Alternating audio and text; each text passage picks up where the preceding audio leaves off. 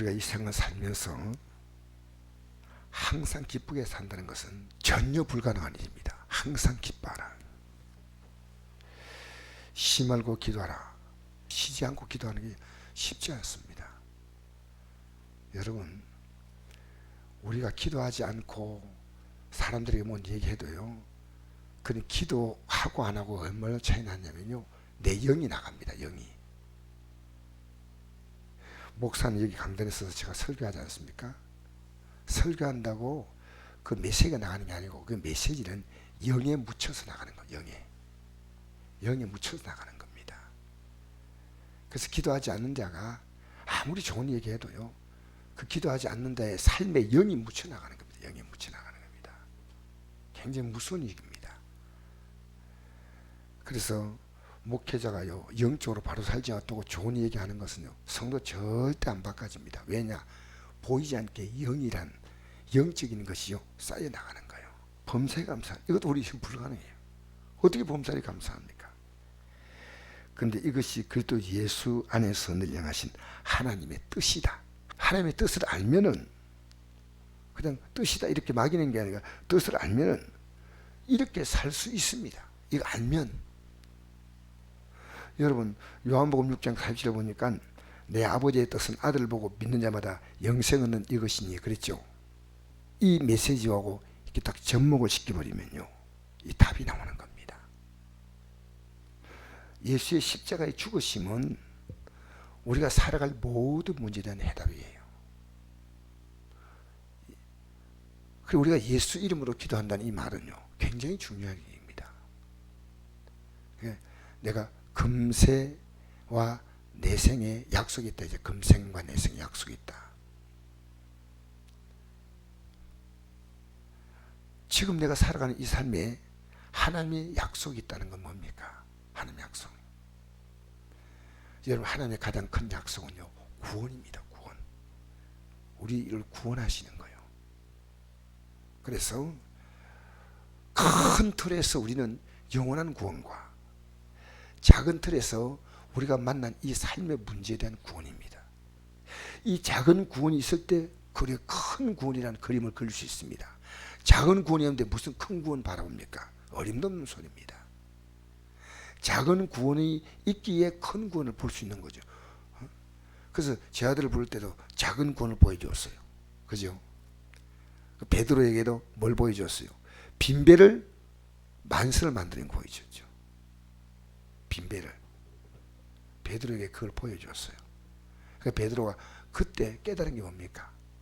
아내가 보다 큰 구원을 받아야 되겠다. 그래서 나는 죄인으로소이다. 주여 나를 떠나소서. 자기를 발견한 겁니다. 그래서 우리가요, 이 세상 살아갈 때 어떤 일 만나도 여기에 기반하고 있으면요, 기도하고 삽니다. 항상 기뻐하고 삽니다. 그리고 이 믿음을 유지해 나갈 수 있는 것은 기도 외에는 전혀 없습니다. 전혀 불가능합니다. 우리 예수님이 본을 보이잖아요. 새벽 미명 일찍 일어나서 뭘 했습니까?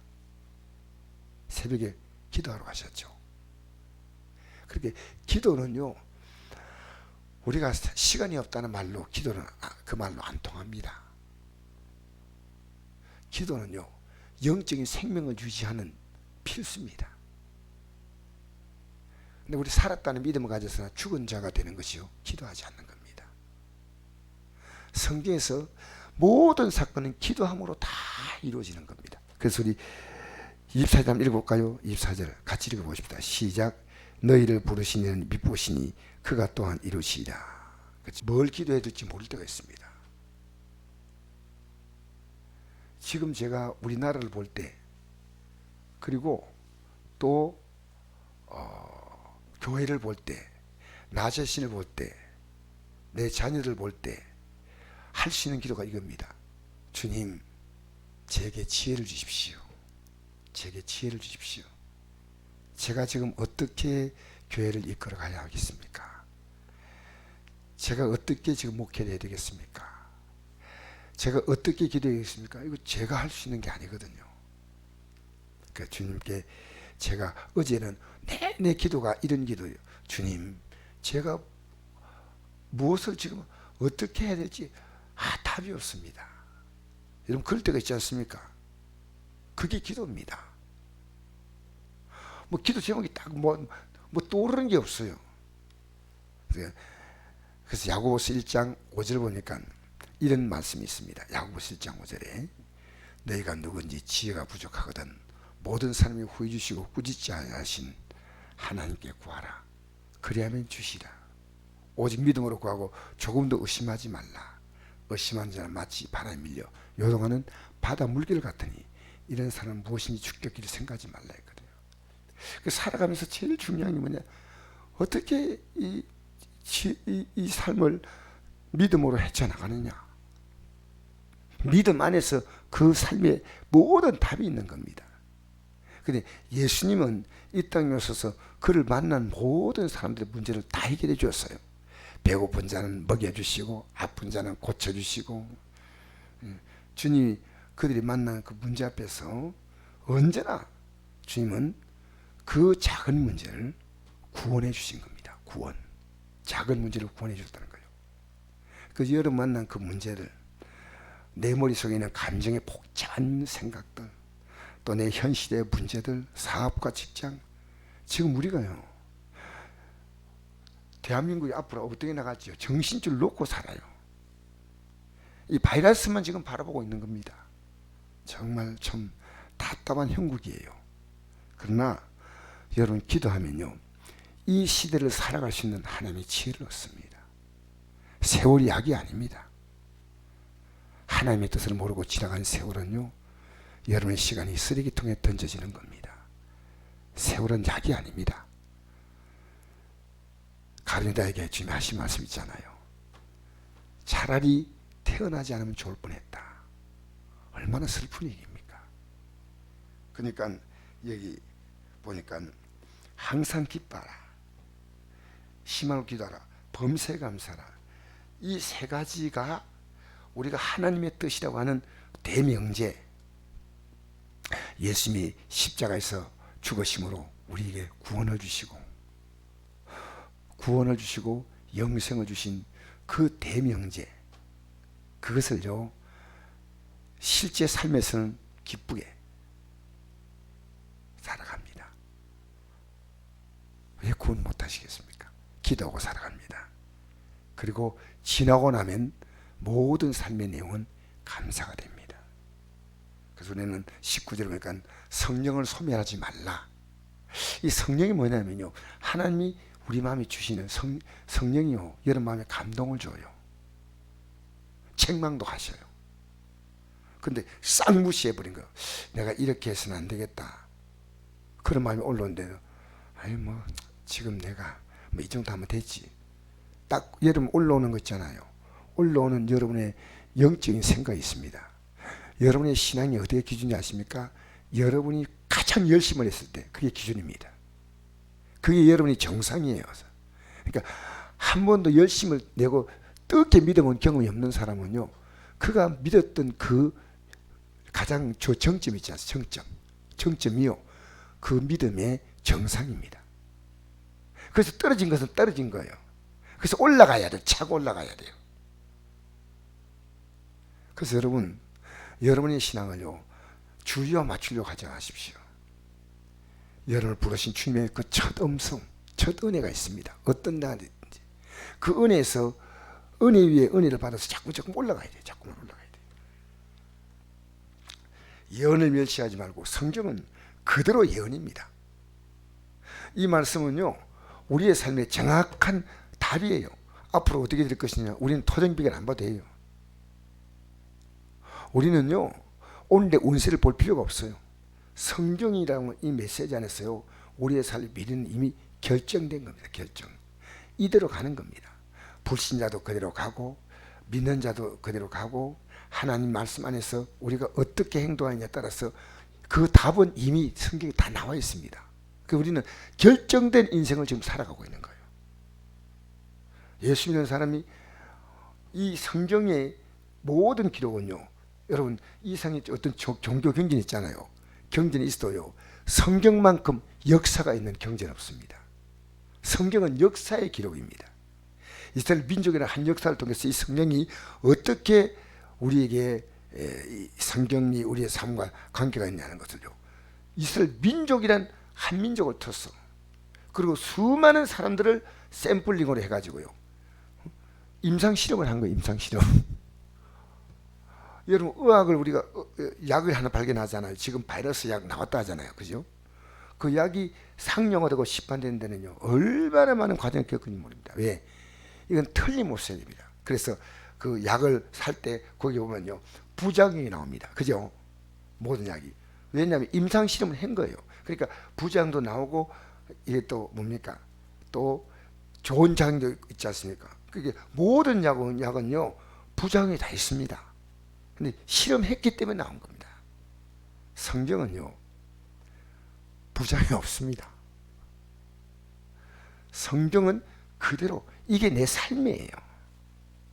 내가 시험에 들려면 기도 안 하면 돼요. 미안합니다. 말이 이상하네. 시험에 안 들려면 기도해야 됩니다. 방법이 없어요. 우리가 우리 나름대로 우리가 어떤 생각을 갖더라도 여러분 합리하지 마세요. 아시지요? 뭘 알아? 여러분 주님을 여러분식으로 바꾸려고 하지 마세요. 보시지요. 복음 생활을 어떻게 겁도 없이 그런 걸 지었는지 모르겠어요. 아시지요? 그 말면 어떻게 하라고요?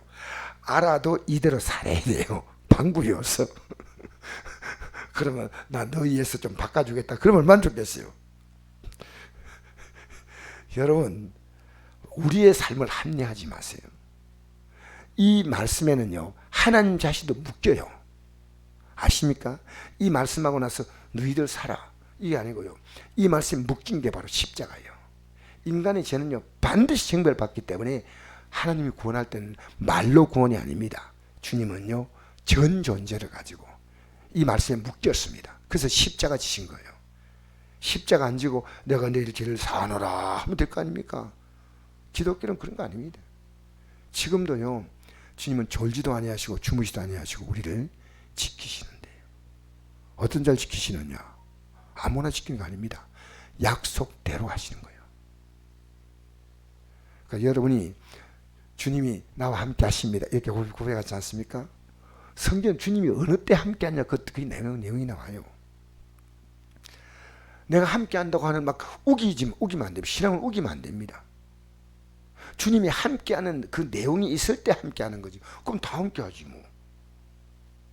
그래서 여러 군데가 있죠. 임마누엘 하나님. 이런 말씀 있죠. 마태복음 28장 18절에 보니까 내가 하늘과 그 땅의 모든 권세를 내게 주셨다. 그 예수님이 십자가에 지시고 난 다음엔요, 모든 성삼위 하나님의 역사가요, 예수님께 딱 집중이 됐어요. 그 성령은 예수님을 증거하는 영이고, 아버지는 심판의 권한을 아들에게 맡겼습니다. 성경을 잘 보세요. 예수보다가 중심이에요. 중심. 그래서 지금 성령은요, 우리를 예수의 증인 만들어 주시는 거예요. 성령이 오셔서 성령의 증인 만드는 게 아니고, 하나님의 증인 만드는 게 아니고, 여호와의 증인 만드는 게 아니고, 예수의 증인을 만드시는 거예요. 할렐루야. 예수님은 누구냐? 그래서 하늘과 땅의 모든 것에게 주었으니 그러면 너희는 가서 모든 족속으로 제자를 삼아 아버지와 아들과 성령의 이름으로 세례를 주고 내가 네게 분부한 모든 걸 가르쳐 지키어라. 볼지어다 내가 세상 끝날까지 너희와 항상 함께 있으리라. 우리는요, 주님의 지상 명령을 내가 따라가서 살지 못할 때 뭐 내가 하나님 함께 한다는 겁니까? 근데 우리가 지금 있는 이 지구촌에서 얼마나 많은 교회들이요, 문 닫고 있어요. 국가의 권력 앞에서 꼰짝. 대한민국은 지금 그래도 굉장히 좋은 여건이에요. 사실은 우리가 불평해도 불평할 그런 정도는 아니라고 생각합니다. 우리 교회도 그렇지 않습니까? 이거 입고 나서 지금까지 예배 계속 드렸잖아요. 우리나라는 그래도 이 신앙을 이렇게 하는데 미국은요, 절대 못합니다. 지금 예배 못 드립니다. 그러니까 우리는 지금요, 이럴 때 우리는 바른 믿음 생활. 자, 우리 계속 읽어봅시다. 범사 헤아려 좋은 걸 취하고, 여러분 좋은 것을 취하십시오. 나쁜 것은 얼마든지 있습니다. 좋은 것만 취하십시오. 그 좋은 것은 주님이십니다. 할렐루야. 좋은 것만 취하시기 바랍니다. 악은 어떤 모양도 부립니다. 여러분, 이 악이라고 하는 것이요, 남이 악이라고 생각할 때 너무 이게 악이 아닌데 남이 볼 때 덕이 안 되는 것은요, 다 버리셔야 돼요. 다 버려야 돼요.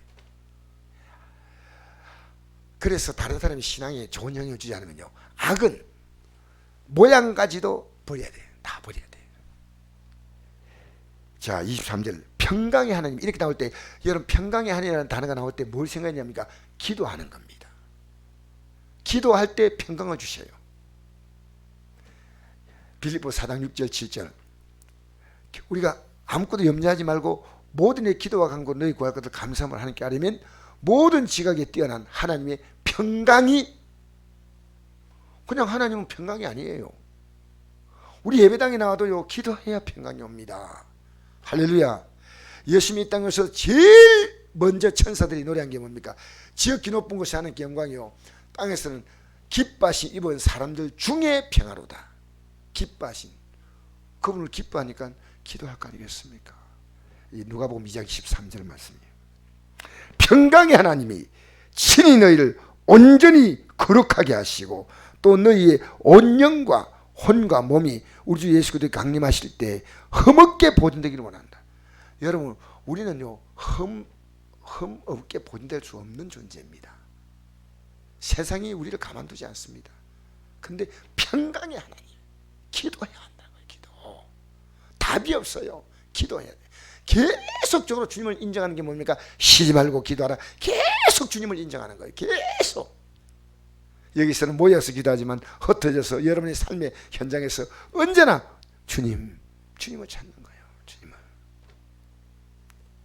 흠없게 보존된, 여러분 주님 부르시는 그날까지 여러분의 영도 혼도 몸도 흠없게 보존되기를 주의 이름으로 축복합니다.